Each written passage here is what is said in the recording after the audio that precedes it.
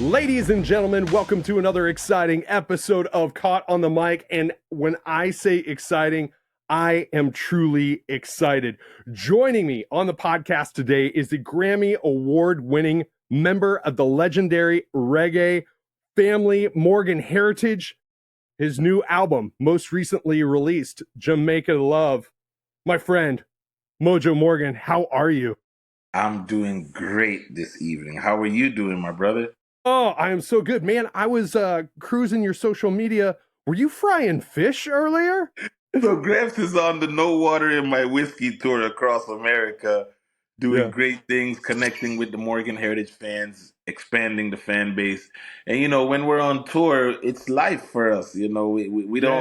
We don't do nothing different from home. It's just a continuation, and we share that vibration with our band and our musicians and our crew. So he's out there on tour cooking it up, Yardman Harris style.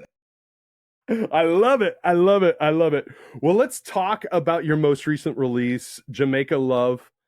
You've described it as your most personal and genre fluid project to date. What was the emotional spark that set this EP in motion? I mean, it was born of tragedy and loss. Just traveling across Jamaica with Popcorn and my brother Laza, discovering the beauty of this island and the energy and the vibration of the people, things that I never experienced before. It inspired these songs and the things that we set out to do together before, my brother ascended as entrepreneurs. You hear the resilience in the message and the perseverance and the heritage and legacy above Yeah. all things, because our purpose and mission now with our new reality after his ascension is that we have to make sure that this legacy that we built together continues in the year, until the year 3000 and beyond. And what that means is you get Morgan Heritage 2.0 with our nephew Jamaica Morgan as the new lead singer. That means you're going to get more new music from Gramps Morgan. You're going to get more new music from Jamaica Morgan, Una Morgan, and of course Mojo Morgan, right? And Yeah. it's about doing what we love to do, which is music, and never stop doing that. Oh, I love that. I love that. That warms my heart. I think when your publicist first pitched this episode to me, I listened to your album for like a week straight and I could Wow. feel the emotions like every song has a little bit of a different flavor to it and I absolutely love that. Thank you, man. That's the Rasta Rock right there. And I'm Yes. a little bit of hip hop, reggae, rock and roll to move your soul. I love it. I love it. Well, growing up as part of the Morgan Heritage, music and message are clearly in your DNA. How has that family legacy shaped the way that you approach music from a solo perspective?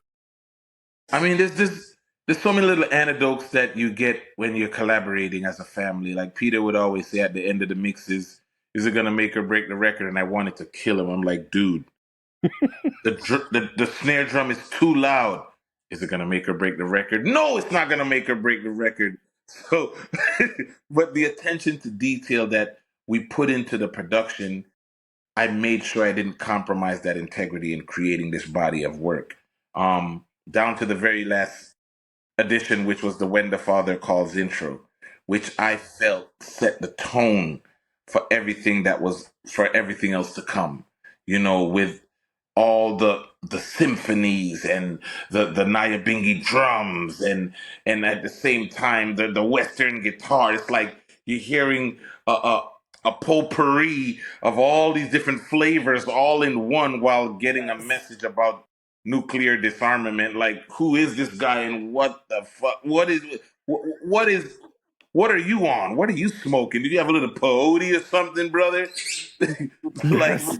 you're talking about revitalizing a message from a speech from Haile Selassie from 1963 to the General Assembly at the UN, which also gave birth, coincidentally, to Bob Marley's War, right? It's the same Yep. speech that he took an excerpt from to write the song War. And I was like, when I listened to it and I got the transcript and wrote this with my brother Laza, who penned up that verse for me, right? I was like, nuclear disarmament is more vital today than ever before, simply because of the abilities that we have, right? or Yeah. that we possess as mankind today. Yeah. It's scary, Yeah. not just for us, but for our children to come. It really is. It really is. And the fact that we live in a society, and you know, we could get into the whole philosophical discussion about it, but we live in a society that is so knee jerk because of social media and so quick to respond as opposed to listen. That it is Process. almost, yes, it's almost scarier now than what it probably was back then when the speech was originally 100%. delivered. 100%, and it's more relevant today than it's ever been before. So, you know, that's that's the journey of Jamaica Love, man. That's what it takes you on. It really makes you think, you love, you feel, and you just want to be a better version of yourself. You want to try and be great. You know, you want to dream. You want to reach for the stars, but you also want to reflect on the journey and don't forget how you got to where you are and where you aspire to be in life. Yes. Yes. And I gotta give you your props. That intro is so powerful. And I think that is in large part of why I've listened to Jamaica Love so much, is because it does set the mood and set the tone for the entire collection before it Yes, starts.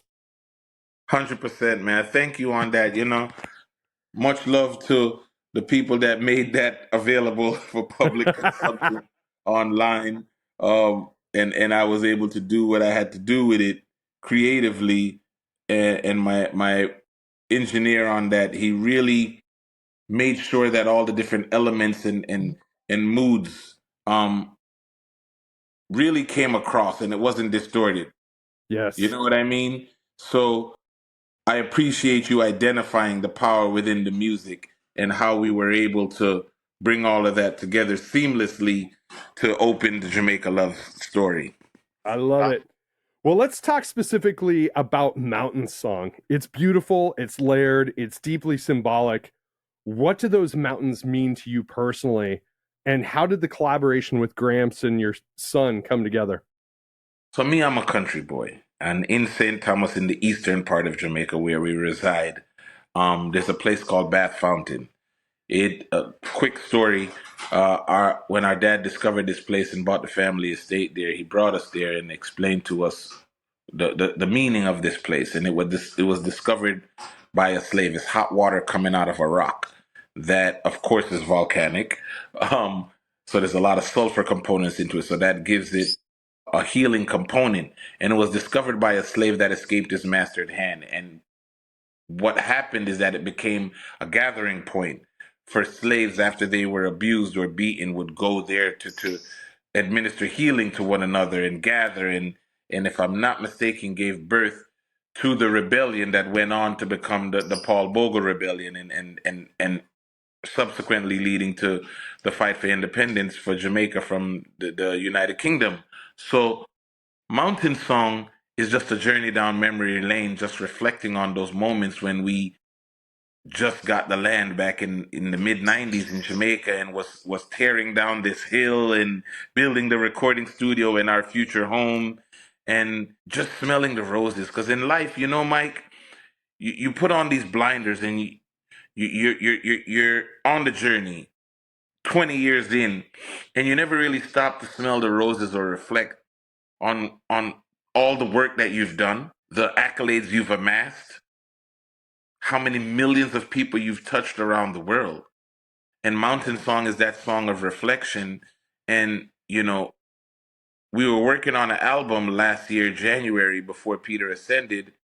And I wrote that song to be on the album. You know, it was inspired by a television show called um, uh, Yellowstone. Gramps calls my estate in Jamaica Yellowstone, and where I have a farm. And he's like, you need to watch this. If you're going to lead the family in this new era, you need to see this storyline about this family. And I'm like, okay, whatever, whatever. My brother, when I dove in, I mean, I binged it for about 2 weeks. And I was like, when is season 5 coming? What the hell's going on? I'm losing my mind here. Yeah. I was so pissed. Episode 1 of season 5 went well, the second half of season 5 when they killed our boy. I was like, oh man, y'all couldn't work out whatever you had to work out Right? behind the scenes, really. But still, coming back to the story, my one of my brothers heard the song in Jamaica, and he said, that sounds like Gramps style. Gramps is the king of country reggae music. He said, if Gramps goes on that, it'd be different. Gramps didn't record until earlier. Actually, when was it? Over the summer. Yeah, like early summer he recorded. And when he put his voice on it right before the European tour, it changed the whole essence and meaning of the song. Now it became like a tribute to my brother Peetah. And my son Esh represents the continuation of the legacy in the third generation of Morgan heritage, coming from our father to us and now to Jamiri and himself and Peter's children doing music, to want to be a part of this story. It's an amazing story that we've been able to tell as a family, and Mountain Song is the embodiment of that story. I love that.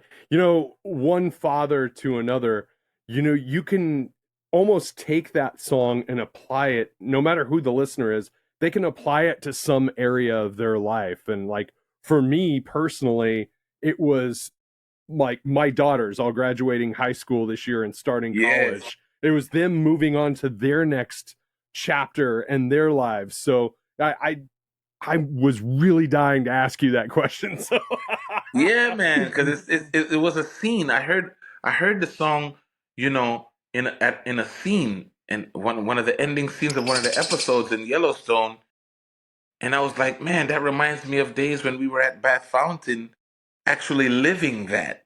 Yeah. We were on the riverside, burning the fire, watching the embers in the night, and cooking food, and then making our way down the hill. So when we made the music video, I was like, we're gonna go from the studio in Nashville, we're gonna jump on the jet, head to Jamaica, and go right to St. Thomas and enjoy that same vibration as we did 30 years ago when we just moved to Jamaica. And that story about togetherness, like you said, it's inspiring for families all around the globe. Yes. Yes. Absolutely. Now you've called your sound Rasta Rock, and I absolutely love that. Thank you, sir. Because it mixes so many different styles together, yet it's completely cohesive. How did you find that balance between honoring roots reggae and experimenting across genres?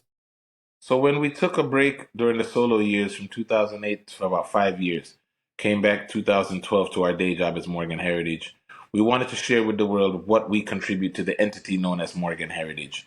For me, as the rocker in the group and the rapper, I'm inspired by the Godfathers of rap, Coogee Rap, Curtis Blow, Fat Yeah. Boys, Dougie Fresh, Biggie Smalls, Tupac, two of my biggest influences. But also being born in Brooklyn and educated in Springfield, Massachusetts, I was exposed to the godfathers of rock and roll. Bon Jovi, Def Leppard, Van Halen, Pat Benatar, pop rock radio, right? That was what we experienced in Springfield, Massachusetts. So in my sound, I've figured out a way how to bring together simple melodies, good stories with progressive chords, and that's rock music, right? You listen to Coldplay, Jack Johnson, they can't sing like Usher, right? They can't sing like Chris Brown, but they can tell a great story. And when Yes, you put sir. those chord progressions on there, and you're like, wow, that sounds amazing, it's the greatest ever. No, it's not. It's because it's the greatest song. It's how it's put together. It's the greatest record, but it's not the best singing you've ever heard. And I knew that I was able to do that with Rasta Rock by bringing together reggae, dancehall, rock and roll, hip hop, to really be able to have something that connects with you with your ears, but also with you physically and spiritually, and makes you think mentally, above all with the lyrical content. And that's what but that thing about alternative rock music is like Yeah, it's high energy, but they're saying something. Don't get it twisted. They're saying something. Right. It's not a whole bunch Yes. of tattoos and drug slinging. Nah. Right. I agree. And it's crazy because it's almost endearing that if you look at these younger generations, like guys our age, we had back in the day, if you listen to a style of music, you kind of gatekeep that style of music to a certain extent. But Yeah. kids now just look at music as being music, and it's so endearing because it gives artists more creative freedom and more abilities to go outside of the bounds that structurally in the past we were all beholden to. We were limited to a genre, and now Yes. there's a term called genre fluid. I remember my boy Warren Blois, one of my partners, on when we during the solo years, Gideon Soldiers, he had an artist that he was bringing to the marketplace, and that was his whole thing, that he's genre fluid, that he was blurring the lines. Now Mm-hmm. that goes across the board. You listen to Post Malone, it's like, is he a rock artist? Is he a hip hop artist? Is he a country artist? You don't know, but you know that he does good music. And that's what Rasta Rock is all about. Is it good music? Then it's for you. So, kind of expanding upon that, how do you see the reggae influence in Jamaican culture evolving globally? And where do you find your latest release, Jamaica Love, fitting into that movement? I mean, I see it at this stage right where it needs to be. With with the dawn of the digital age that we're living in a historic moment. It's like those that were alive during at the beginning of the Industrial Revolution. We're at the dawn of a new era, and Yes. that's the reality. It's scary, albeit it's scary, but it's our reality. So for me, seeing reggae music connect with new audience with through different ambassadors that are not Jamaican, and I'm speaking about the U.S. born and based reggae artists, right? I'm talking about the European born and based reggae artists and dancehall artists, Asia, Africa, from different Caribbean islands. Evolution is inevitable. So you're going to hear reggae with different influences, being that it's created in different parts of the world and not just in the Mecca in Jamaica, right? And I think that the best is yet to come. I think Jamaica Love sets the tone for you to still be able to be authentic Jamaican music, but at the same time still be able to push the envelope and creatively express yourself in a way that's unique to you, that makes you feel good, but also has a place with an audience somewhere out there in the world. Yes. Yeah. I don't know if you've observed it. I know I have, but I don't know what it is about this past couple of years. Maybe it's the post-COVID world. I don't know. Um, but have you noticed a reemergence of like neo soul, neo funk, neo reggae music? Like people purposefully trying to put their heart back into music to make people feel good again, and it affecting the live dynamic. 100%, because the pandemic did something very bad. It it it turned up the dopamine levels times 1,000. Yes. Everyone became hooked to these little devices that we hold in the palm of our hands. And going to see somebody in concert it didn't have the value it did. When Bruce Springsteen dropped a record and he went out and he announced a tour, everybody wanted to see Born in the USA out, because they didn't, only place they could consume the music was on the radio, right? Or maybe a performance on TV. MTV wasn't a thing yet. There weren't no music video channels, even though the Right. song did have a cheesy music video, it wasn't played a lot anywhere else. And Right. you wanted to see that experience live. So people would draw 10s, 20, 30, 40, 50,000 people. It's very difficult to do that now when you can just open your phone and you can see Cardi B shaking her ass. Right. Right. Yeah. Um, yeah, you've got it all. You've seen it all. I don't need to go to your concert. I saw everything already, more than I probably should have seen. Right. So for me, I I believe that we can use this technology to our advantage. And if we don't oversaturate our presence, we can create good music that attracts people to want to come and see you live. And you find that the music that focuses on a deeper or comes from a deeper connection with life, like you mentioned, a lot of soul, neo soul, um, reggae soul, and all these things that have soul attached to it. I think people felt their mortality, to tell you the truth, Mike. I know I Yeah, did I agree. after COVID. It's like, Yes. God damn, I could die at any moment, man. I was coughing my lungs up for 10 days, Oh but I shit. made it. Here I am. Yes. Then, and it makes you say, what is it all worth? If life is gone like that and everybody moves on, life goes on, and everybody's going to dry their eyes and continue with the struggle in this life. And that's why for us, we give thanks every day when, whatever you call him, God or her, or whatever it is, that energy, that force that created us, that you believe in, allows us to open our eyes for another day. We have to be grateful. I find it very ironic because I was just having this conversation with somebody else about things that I've learned about myself in the post-COVID world, and a lot of it, two big things stick out to me.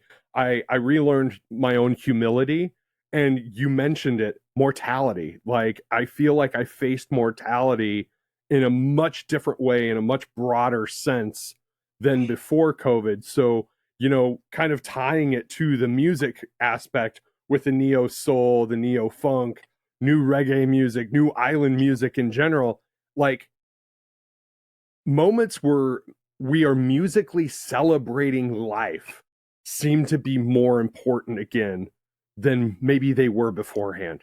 Like things that we maybe took for granted. Oh, 100%. I mean, I became a big crybaby. After that experience, I lost 30 pounds in 10 days. It was scary. I was with one of my kids' baseball coaches after, and I was like, feel my legs, man. It's softer than your lady's legs. He's like, yeah, my girl's legs are harder than that. I was putty. I was on my way out. I was knocking on the door. And coming back out of that, it gives you a sense of purpose in whatever it is that you do. You have your podcast, you're a talk show host, and I'm sure you're involved in several other things. It just put things into perspective, and it changes your how you approach things as well. So with us as musicians and within the entertainment circle, it's like you want it to have purpose. You want it to have legacy. You want it to be able to live on. And I'll give you a little shake your booty and clap that ass here and there. Yeah, it's a part of life, but it has to be more than that. Yes. So for me, it's just balance. And coming out of COVID, it was trying to live a life with more balance, silencing the phone at night at a certain time, making the time for the family. You know, remembering to call the kids, even though there's some ungrateful sons of guns. They never pick up the phone to Right. call you, but it's all good. We still love them. but, but you do what you do what you must, and you make sure that you remember it's the little things, that it's those Yes. little whispers in the night when the lights goes off in the stadium or on in the arenas, and you're in your hotel alone at night. It's those memories that keep you moving, and you remember what you're doing this for. Yes. Yes. That's wise words, my friend.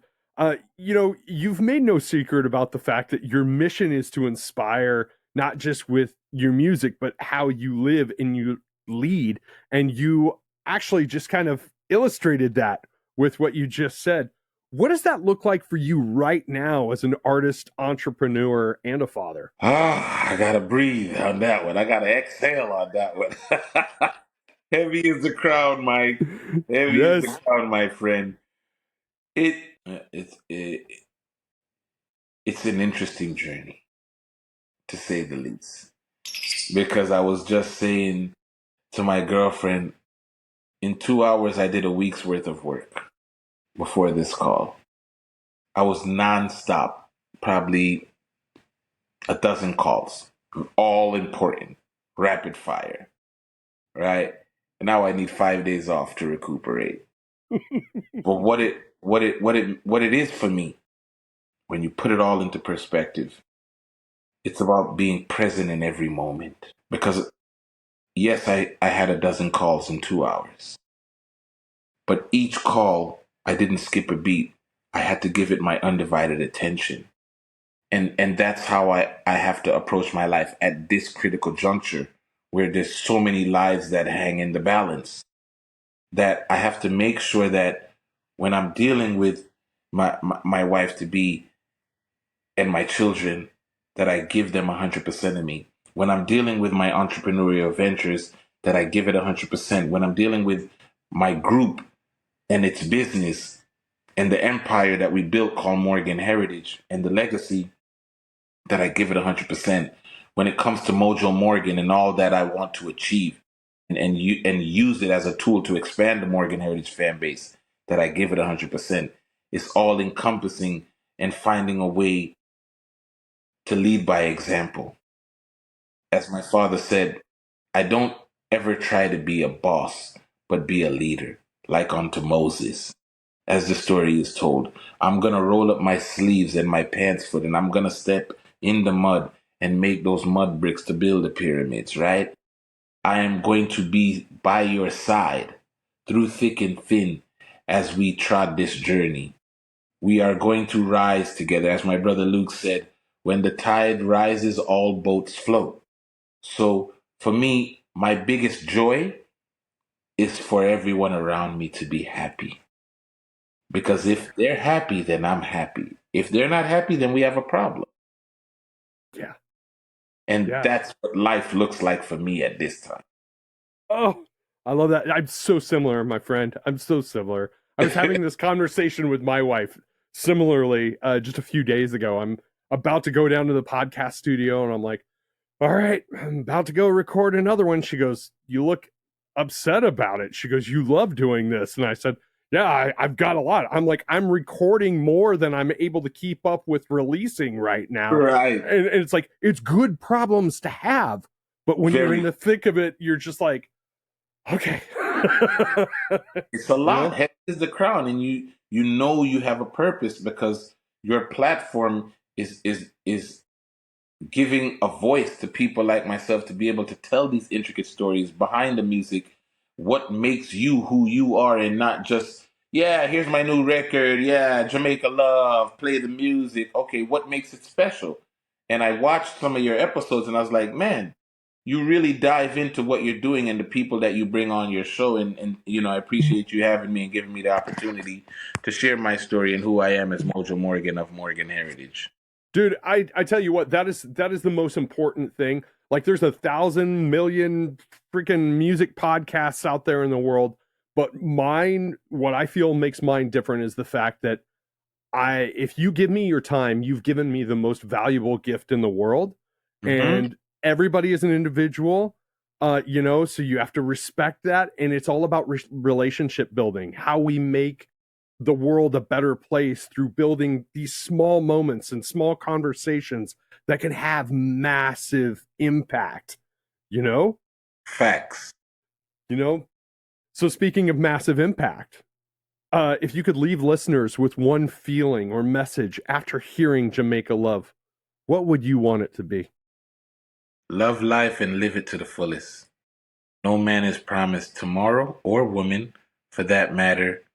So make the most of the time we have today, because you never know if it's going to be your last. Yeah. Live with love and let love live. Love it. I love it.